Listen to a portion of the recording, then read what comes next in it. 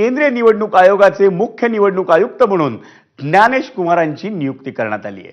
मुख्य निवडणूक आयुक्त राजीव कुमार यांचा कार्यकाळ हा उद्या संपणार आहे आणि राजीव कुमार यांच्या ऐवजी ज्ञानेश कुमार यांची नियुक्ती करण्यात आली आहे। ज्ञानेश कुमार हे 19 फेब्रुवारीला आपला पदभार स्वीकारतील।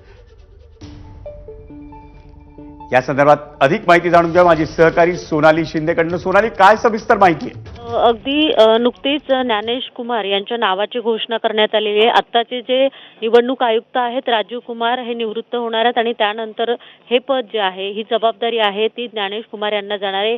19 फेब्रुवारीला ते या पदाचा पदभार स्वीकारतील।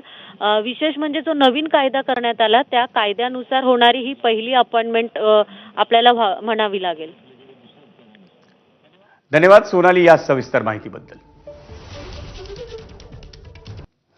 शरद पवारांच्या राष्ट्रवादी काँग्रेसचे प्रदेशाध्यक्ष जयंत पाटलांच्या एका कार्यक्रमाला केंद्रीय मंत्री नितीन गडकरींनी हजेरी